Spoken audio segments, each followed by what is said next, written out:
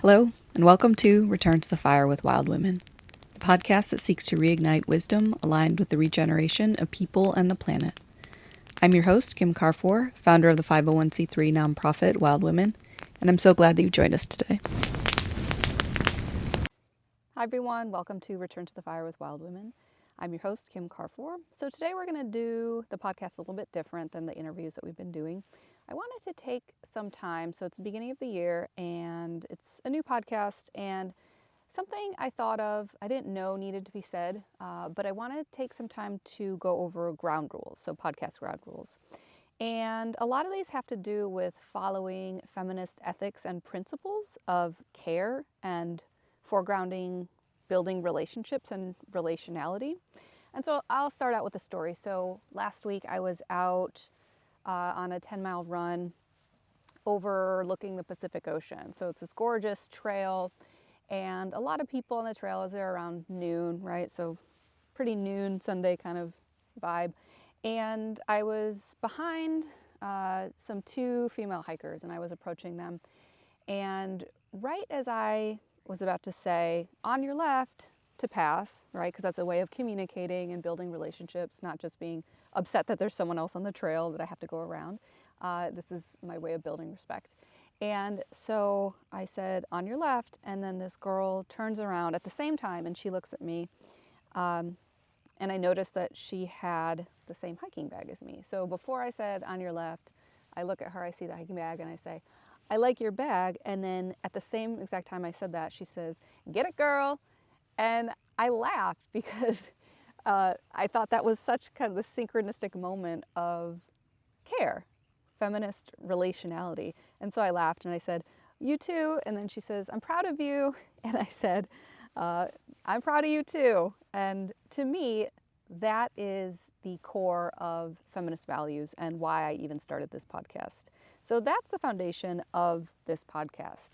And so when I'm bringing guests on and I'm thinking about how feminist values influence and infiltrate the world and could create a better world, the more I embarked on this podcast journey, the more I realized, oh, okay, this is not what everybody thinks of when they hear the word feminism, right? I already talked to Heather Eaton about the F-bomb, or the feminism as the F word. And so there's a lot of negative connotations that I'm noticing that I have to navigate. And so I just wanted to take the time to clarify that. And so there's a difference between feminism and feminist values. And I think feminist values are much more open and inclusive, right? Because a man can adopt feminist values. Feminist values can be used to apply to create better societies, build better relationships, even develop political engagement with the world. And so I want to lay out some ground rules for my podcast. The first one is that on the podcast, we lift each other up rather than tearing each other down. And I think this is partly why I got into feminism in the first place, is reading some of these early feminists, whether that's Bell Hooks, a lot of it was Bell Hooks, and really, and Val Plumwood, and thinking how, okay, well, society or patriarchy creates competition. It creates the scarcity mindset, especially of competition of women between women, because, right, if their patriarchy is based upon a hierarchy where men are at the top, those men hold the values, whether that's intellect, money, property, jobs, right? So if we're competing for the same man, right, or genetics, right? So here's this attractive man, women get competitive to fight for that man. So it creates this competitive mindset, and that permeates in many different areas of the world, or of engagement and relating with each other. And women do it to each other, sometimes without even knowing. It's just how women are socialized, I suppose. And so as Bell Hooks would call this is internalized misogyny. And so this is part of the feminist consciousness raising project that I'm embarking on in this podcast. right? So women can be sexist just like men can be sexist. And so that's why I want to shift this attention away from feminism to feminist values. And so, right, lifting each other up. That doesn't mean that no matter what you do, just because you're a woman, you can do no wrong in my eyes. That's not what I mean at all. What I mean is if I have a podcast guest and we disagree, instead of slyly tearing each other down or giving each other kind of jabs or denigrating them in public, it's okay to have disagreements, but disrespect is unacceptable in my opinion on my podcast and in feminist values. And so if we are to disagree in a public platform, that's why conversation is important and dialogue. There's a way of navigating these differences. And so I don't expect people to agree with me. I don't think we live in a world where everyone can agree with everyone else, but dialogue and respectful dialogue is really important. And that's because truth is contextual, right? So from a philosophical analysis, truth is contextual. That doesn't mean that everything is relative, that there is no core truth, but that does mean that our truths are informed by our subject positions and where we're coming from. And so based upon my race, class, ethnicity, gender performativity, where I grew up, what religion I grew up in, what my parents were like, these values influenced my identity. And so when two people come together to speak about values or speak about their world or their experience or their work in the world, it's important when we consider context when navigating disagreements. And so that brings me to my second ground rule, is foregrounding this idea that the feminist slogan, the personal is the political. So this idea arose in the second wave of feminism. So that was to say that our personal experience is not just our personal experience, that there are political ramifications to that, right? So one example is in the second wave of feminism, before women could work in the public, right? So they weren't working in the workplace. Their experience of feeling subordinate or less than to men partly was because they weren't making any money, right? So once they started making money, they started feeling, oh, I actually enjoy this. My identity isn't tied to my domesticity. And so that shifted their inner world and their values and their desires. And so the personal and the political are inextricably intertwined. But on the podcast, that doesn't mean that one can assume a personal identity or an assumption based upon external appearance, right? And then make jabs based upon those, or assume just because you, speak a certain way, then you adopt specific values. So that's where questions come in. Questions are a way of showing respect. They're difficult, right? Because they show a sense of humility. And sometimes when people are coming from a place of ego, humility is a really difficult experience to adopt. But that goes back to my idea of feminist values, which is shared by a lot of these philosophical feminists, and the foundation of feminism, is that respect is important. And so that brings me to my third feminist principle that I adopt on this podcast. And this one comes from Starhawk, who is a neo-pagan witch. She also taught at the California Institute of Integral Studies, and she wrote a few books on these back to the land movements and interpersonal dynamics. And she talks about this idea of power with, not power over. And so when in the spirit of women's liberation and women's empowerment, it's a good thing for a woman to feel powerful, right? I think some women are afraid to feel power because power has been assumed to be part of the patriarchal hierarchical system, right? A lot of people have been hurt by power, so then even beginning to feel one's own power feels scary, right? It's hard to think of an example where power is used for good purposes. I mean, there are definitely a lot, like Martin Luther King Jr., Mother Teresa, Kamala Harris,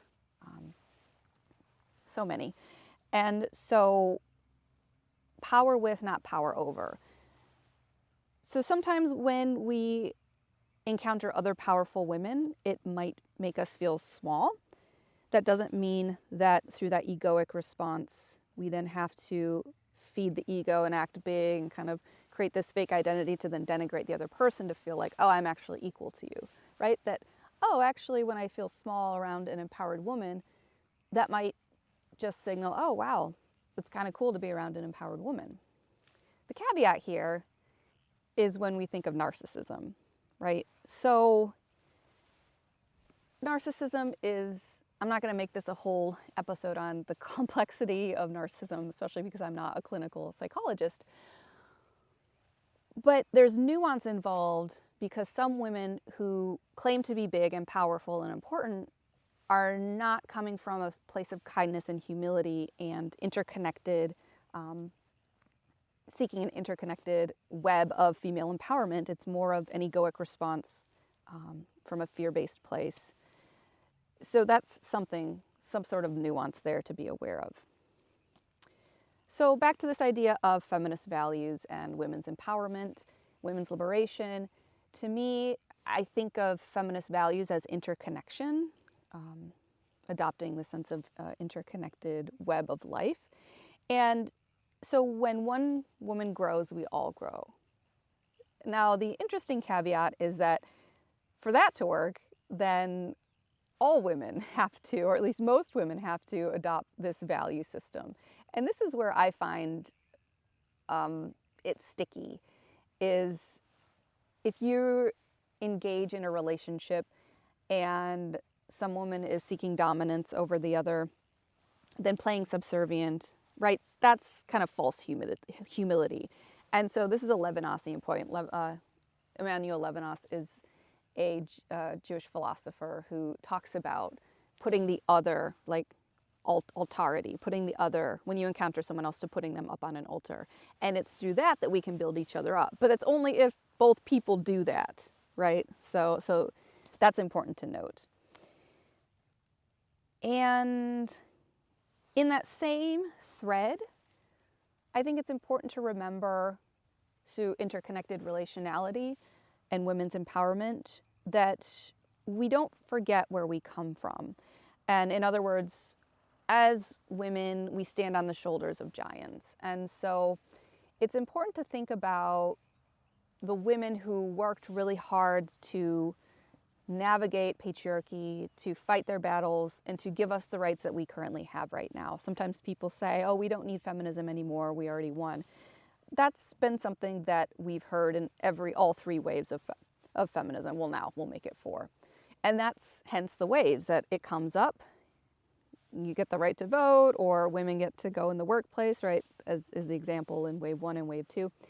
And then we think we don't need it anymore, and then it kind of goes away. And then something else happens, and it comes back as some sort of importance. And so kind of stepping back and seeing those waves as this integral component of feminism, that it's important to remember both our lineage, where we come from, and then also through a radical lens, right? That there's more work to do, that we both come from a tradition of women who have given us these rights, the concepts, the ideas, the lived examples of what it's like to be an empowered woman, and then to take that one step further. And so on this podcast, when we're navigating these relationships, it's important when encountering emotionally challenging topics that we give ourselves space and compassion, gentleness, grace, all of those things that some of us can forget about. So another thing I want to bring up, so this is my 4th tenet, is this idea of feminist care ethics. And so feminist care ethics is a philosophical approach to morality and decision making. And the emphasis is on building relationships, right? So caring about people. And when we think about ethics, sometimes people say, oh, deontology, utilitarianism, right? There are these methods of decision making, but feminist care ethics is different. There's not a mode or a model or a framework necessarily that we adopt for all times, all places. It's about relationship building. It's about the here and now, right? So the one-on-one. And so a lot of the times feminist care ethics isn't adopted in efficient spaces, right? In a court of law or in politics, even maybe in HR, maybe more in HR than government and politics, but I digress. But that's because getting to know another person on one-on-one basis, it takes time and it takes care, it takes attention, it takes deep listening. And those are scarce resources in our current moment. But that's what this podcast is about. It's about carving out that time, carving out the space and the care, leading with care, being open, supportive, gentle, and navigating these strange and tense dynamics in our current moment, which is quite complicated and tense, together with the shared goal of mutual flourishing. So another thing that I need to say out loud as I navigate this podcast is my fifth tenet, is that this podcast does not see words as weapons. Words can be weapons when used strategically, but not against someone that is trying to build you up. I am against clickbait. I don't use that as a way to advertise or a way to draw attention, because I think that ruins this sacred bubble that I am trying to create in this podcast. And so those are my tenets, a little bit of a background to give you a little bit more context about why I started the podcast. I've already said it's to bridge the public-private divide in the academic world, specifically around ecofeminist theological discourse. And so we're navigating this really important work, or sharing this really important work that ecofeminists have written about and theorized about in the academy, but I'm trying to translate that work and bring it to the general public through dialogue. And so there's a bit of a movement happening from written tradition to orality. And you see this in the classroom. Students' attentions are being shortened because of YouTube. You see the trajectory, right? YouTube came first, and then there's, Instagram, and then TikTok. And so these platforms have shortened attention span. And also, they've made it so that sometimes we'll get more through dialogue and orality and videos than reading. I have a PhD, so I went through the whole process of grinding it out, learning how to read nuance, but I don't expect people to have the time to do that as well. So this is my gift to the world. It's a gift of love. It's a gift of service. And that's all I wanted to share with you in this episode. I hope you appreciated me going over some kind of nailing to the ground some of these specific tenets that about what I mean when I use the word feminism and feminist values. So thanks for listening. Please tune in to the next episode. Hope you're having a wonderful day. Be wild and be well. Take care.